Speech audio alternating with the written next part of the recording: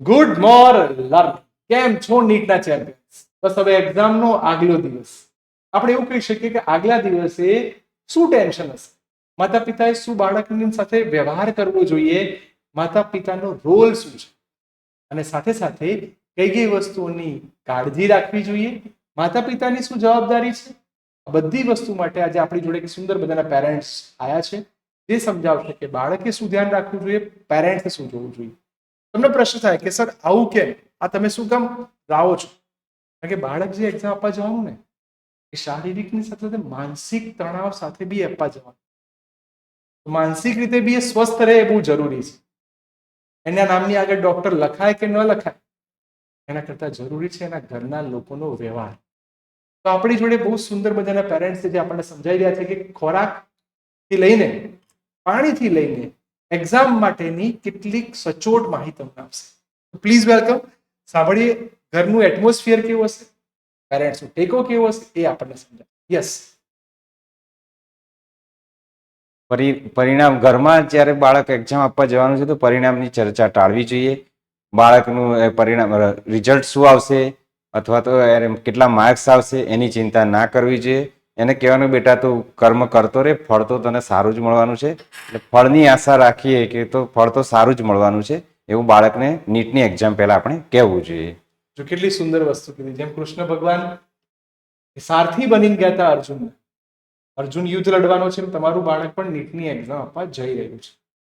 તો જેમ કૃષ્ણ ભગવાને એ નાસીપાસ થઈ ગયેલા અર્જુનને શિખામણ આપી હતી, માતા પિતાએ બહુ સુંદર વાત કરી.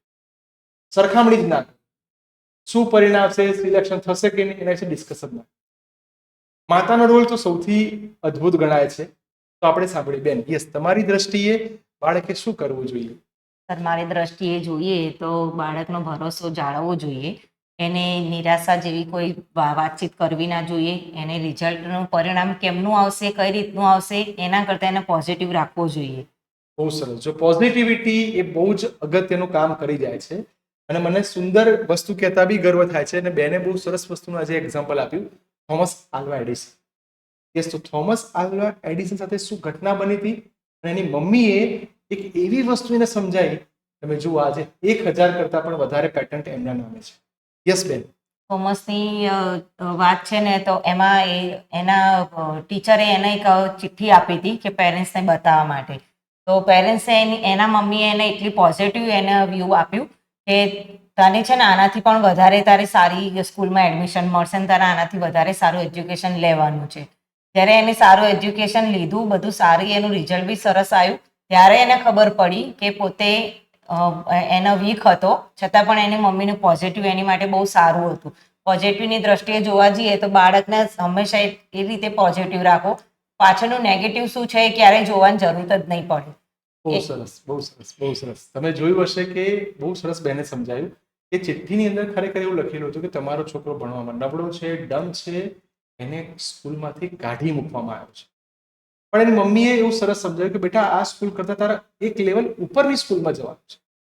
માતાનો ખોળો એ દુનિયાની સૌથી મોટી યુનિવર્સિટી છે. તો આ એક ઇફેક્ટ આપે છે કે હું દરેક માતાને બે હાથ જોડીને વંદન કરું છું કે બાળકને એટલી પોઝિટિવિટી આપો. જેમ બેને આપણને બહુ સરસ સમજાવ્યું કે બીજું પાછું જોવું જ નથી, એ રીતે સમજાય. યસ. સ્વાસ્થ્ય અને આહાર. આજે પિતા હોય એટલે આખો દિવસ નોકરી ધંધા માટે દોડધામ રહે, તો તમે શું કહેવા માંગો છો? ઊંઘ લેવી જોઈએ. પૂરતી ઊંઘ એટલા માટે લેવી જોઈએ કે જ્યારે પણ બાળક વાંચતું હોય તો એને થોડુંક માનસિક રીતે આરામની જરૂર પડતી હોય છે. અને જો પૂરતી ઊંઘ લેશે તો એને બીજા જ્યારે પણ એક્ઝામ આપવા જશે તેને ફ્રેશ લાગશે અને તાજગી લાગશે, અને જેથી એ એકાગ્રતાથી અને શાંતિપૂર્વક એક્ઝામ આપી શકશે. તેમજ હાલમાં જો ગરમીનો લગભગ ગરમી 44°+ થઈ ગઈ છે, તો પૂરતું પાણી પણ આપવું જોઈએ. પાણી જો એને પૂરતું મળશે તો એને બોડીને રિલેક્સ મળશે અને એને જે એકાગ્રતાને એમાં સારો એવો સહયોગ મળશે. યસ બેન, તમારી દ્રષ્ટિએ ખોરાક માટે શું ધ્યાન આપવું જોઈએ? ખોરાક કઈ રીતે આપવો જોઈએ? ખોરાક તો સિમ્પલ સાદો હોવો જોઈએ, હળવો ખોરાક, જેથી કરીને બાળક જ્યારે 3 કલાક એક્ઝામ આપવાનો છે, લગભગ 12 થી 5 વાગ્યા સુધીનું પેપર છે, બરાબર, તો એ ટાઈમે ત્યાં 12 વાગે એન્ટ્રી એને મળી જવાની છે. તો એ પ્રમાણે એને એવો હળવો ખોરાક આપવો જોઈએ કે જેથી કરીને 3 કલાક એક્ઝામ આપે તો એને ઊંઘ આવે નહીં, એને આળસ ના આવે, એને કોઈ નેગેટિવ થાય નહીં. એ પ્રમાણે એનો બોડી રિલેક્સ રહે એ પ્રમાણે એનો ખોરાક આપવો જોઈએ. બહુ સરસ. સાથે સાથે આપ સૌ કોઈ જાણો છો એ પ્રમાણે જો તમને યાદ રહે, આ પેરેન્ટ્સે બહુ સુંદર વાત કરી છે કે આગલા દિવસે આજથી જ એક ચેકલિસ્ટ બનાવી દો કે ભાઈ કેટલી કેટલી વસ્તુ આપણે લઈ જવાની છે. તમે જોયું એ પ્રમાણે દસ્તાવેજ અર્થાત એના 2 થી 3 પાસપોર્ટ સાઇઝના ફોટો, એક પોસ્ટ કાર્ડ, જે એડમિટ કાર્ડ ડાઉનલોડ કર્યું છે તે, સાથે ડ્રેસ કોડ જે એનટીની વેબસાઇટ ઉપર ડિક્લેરેશન કર્યું છે એ પ્રમાણે પહેરવું જોઈએ. કેન્દ્ર જ્યાં સેન્ટર આવ્યું છે ત્યાં લગભગ આપણે અડધો પોણો કલાક વહેલા પહોંચી જવું જોઈએ. કેમ? કારણ કે આપણા બાબુ જે રહે છે, તમે જે રહો છો ત્યાંથી લઈને સેન્ટરનું ડિસ્ટન્સ આશરે કેટલું હશે? આશરે 20 થી 22 કિલોમીટર દૂર હોતું હોય છે. એટલે જે આપણે પરીક્ષા કેન્દ્ર એક દિવસ અગાઉ ચેક કરી લેવું જોઈએ અને એનો ટાઈમિંગ પણ ચેક કરી આપણે જો 12 વાગે નીકળવાનું હોય તો એના કરતાં 1 કલાક વહેલા નીકળવું જોઈએ, જેથી પરીક્ષા સેન્ટર ઉપર પહોંચવાનો ટાઈમ આપણને મળી જાય અને ટ્રાફિકનો પણ આપણને નડતરરૂપ ના રહે. બહુ સાચી વાત છે. કારણ કે એમને કીધું એ પ્રમાણે એમના બાબાનો નંબર મણિનગરમાં આવ્યો છે. આપ સૌ કોઈ જાણો છો કે મણિનગર ગીચતાની દ્રષ્ટિએ વધારે ગણે. તો એક બાળક એક્ઝામ ઉપર નથી જવાનું, સ્કૂલ કે કોલેજમાં નંબર હશે તો લગભગ એક સેન્ટર ઉપર 400 જેટલા વિદ્યાર્થીઓ હોઈ શકે. દરેકનું બાયોમેટ્રિક્સ થાય, મેટલ ડિટેક્ટર થાય, આ બધીમાં પ્રોસેસમાં ટાઈમ લાગે. આપણે પ્રયત્ન એવો કરીએ કેમ કે ફટાફટ પહોંચવામાં ક્યાંક અકસ્માત થવાનો બી સંભવ રહે. એના કરતાં તમે પહેલેથી જ 1 કલાક વહેલા નીકળો તો તમને કોઈ ટેન્શન ન થાય. સાથે સાથે એમને બહુ સરસ વસ્તુ કરી છે કે શું ન કરવું. તમે જુઓ તો શું ન કરવું જોઈએ એના વિશે બી આપણને સમજાવશે. Yes please. આપણું બાળક છે એને બીજા બાળકો સાથે સરખામણી ના કરવી જોઈએ. એનાથી એને નેગેટિવિટી ઉત્પન્ન થાય છે. એટલે એવું વાતાવરણ ના રાખો કે આપણું બાળક શ્રેષ્ઠ જ છે, આપણે એને એવો ભરોસો આપવો જોઈએ.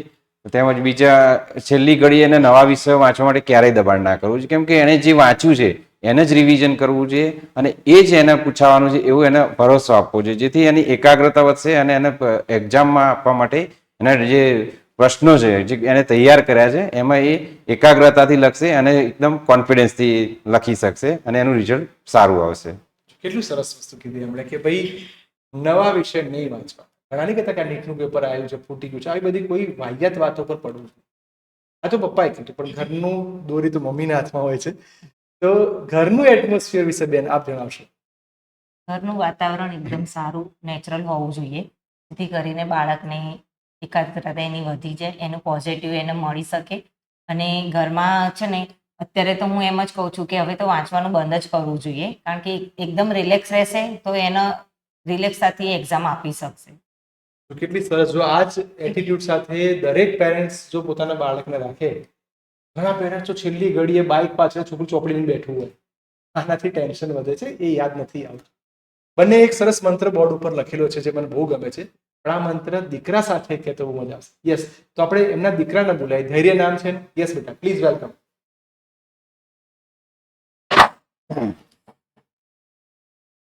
બેટા, તું તારું સરળ શ્રેષ્ઠ આપ, પરિણામ ગમે તે આવે અમે તારી સાથે જ છીએ અને અમે તારી સાથે જ રહીશું.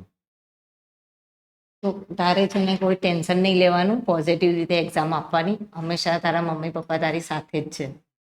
કેટલીક વસ્તુ તમારી સ્ક્રીન પર દેખાશે કે બાળકે ચેકલિસ્ટ બનાવી દેવું જોઈએ કે કઈ કઈ વસ્તુઓ આપણે જોડે લઈ જવાની છે. યસ ધૈર્ય બેટા, બોર્ડ ઉપર લખેલી એક વસ્તુ બધી ફટાફટ એકવાર રિવાઇઝ કરી લો. સૌપ્રથમ પહેલા જે એડમિટ કાર્ડ આપ્યું છે તેને પૂરતું તૈયાર કરવું જોઈએ, જેમાં થંબ બાયોમેટ્રિક્સ માટે જે જોતું હોય પહેલા કરી દેવું જોઈએ, પાસપોર્ટ સાઇઝનો ફોટો ચોંટાડી દેવો જોઈએ, સિગ્નેચર હોય તો સિગ્નેચર કરી દેવું જોઈએ, પાછળ પોસ્ટ કાર્ડ ચોંટાડી દેવું જોઈએ અને સાથે સાથે પોસ્ટ કાર્ડ ફોટો, પાસપોર્ટ સાઇઝના 3 ફોટા સાથે લઈ જવા જોઈએ. સાથે સાથે 24 કલાક પહેલા, એટલે કે આજે 2 વાગ્યા વિડીયો તમે જોઈ રહ્યા છો તો આવતીકાલે 2 વાગે એક્ઝામ છે. એને જે કીધું એ પ્રમાણે જો પહેલો મુદ્દો તમારી સામે આવશે, ધૈર્ય બેટા તું સેજ આવી જા અને આ 4 પોઈન્ટ તારે જ બોલવાના છે કે બપોરે 2 વાગે શું એટમોસ્ફિયર રાખવું જોઈએ. સૌપ્રથમ પહેલા સેન્ટર પર 12 વાગે પહેલા પહોંચી જવું જોઈએ અને ત્યાં જઈને શાંતિથી રિલેક્સ થઈને પેપર આપવા 2 વાગે પહોંચવાનું છે, તો મન શાંતિથી પ્રફુલ્લિત રાખવું જોઈએ. 24 કલાક પહેલાની આપણે વાત કરી રહ્યા છીએ તો એક દિવસ પહેલા બપોરે 2 વાગે રિવિઝન પૂરું કરી લેવું જોઈએ. નંબર 2, સાંજે 6 વાગે ચેકલિસ્ટ બધી વસ્તુ ગોઠવી દેવી જોઈએ. રાતનું ભોજન, યસ બેન, રાતનું ભોજન કેવું, હેવી હોવું જોઈએ કે હળવું હોવું જોઈએ? રાતનું ભોજન હળવું હોવું જોઈએ અને બને ત્યાં સુધી 8 થી 8:30 ભોજન કરી લેવું જોઈએ Yes, અને so તેના ઓછામાં કારણે- ઓછું 10 10:30 એને ઊંઘવાની તૈયારી કરી લેવી વાવ, જોઈએ. તો ચલો કેટલી સરસ વસ્તુ કીધી. ઊંઘો, એની ઊંઘ પણ પૂરતી થાય એનું બી ધ્યાન રાખવામાં આવે હા. છે. પરીક્ષાના દિવસેની મુખ્ય 3 ટિપ્સ. બંને પેરેન્ટ્સ આપણને સમજાવશે કે પરીક્ષાના દિવસે આ કઈ ટિપ્સનું ધ્યાન રાખવું જોઈએ. એક એક પોઈન્ટ આપણને એને સમજાઈ રહ્યા છે. ફર્સ્ટ પરીક્ષાના દિવસે જેમ કે આમાં સમજાવ્યું, બાળકને ઉતાવળ વગર પ્રેમથી સમયસર જગાડવો છે, શાંતિથી જાગવું છે, જેથી બાળક રિલેક્સ હશે તો એ ત્યાં એક્ઝામ આપતી વખતે સેન્ટર ઉપર એને ઊંઘ નહીં આવે અને તેનો ઉનાળાનો સમય છે તો એનાથી એને રિલેક્સ મળે એટલે ઊંઘ શાંતિથી જ જગાડવું છે. નંબર 2 હળવો નાસ્તો કરવો જોઈએ જેથી કરીને ત્યાં પહોંચતા પહોંચતા બી એને હાઇડ્રેશન થાય નહીં. પાણી પૂરતું પીવું જોઈએ અને જેટલું બને ત્યાં સુધી એટલું વહેલા નીકળીશું તો ત્યાં પહોંચવામાં આપણને સરળતા રહેશે. યસ, તો તમે જોયું કે પેરેન્ટ્સની ભૂમિકા બહુ મોટો રોલ ભજવી જાય છે બાળક માટે. અમે બધા એવું ઈચ્છીએ છીએ કે જેમ આ પેરેન્ટ્સ છે એવું દરેકના પેરેન્ટ્સ બાળક માટે વિચારે. આપ પણ બાળક સાથે સેન્ટર ઉપર પહોંચવાના છો. હા. હા, તો જો તમે કદાચ મમ્મી પપ્પા બંને ના પહોંચી શકે પણ કોઈ એકની હાજરી એટલા માટે જરૂરી છે કે ક્યાંય બાળકને એકલતાનો અનુભવ ન થાય. કારણ કે એ વખતે એને ટેન્શન બી એટલું થવાનું હે ને. કારણ કે એ વખતે આમ માહોલ એવો હશે, ઘણા બધા પેરેન્ટ્સ હશે કે 12:30 પહોંચી ગયા હશે. તો મારા બધા તરફથી આપ સૌને એક્ઝામ માટે wish you all the best.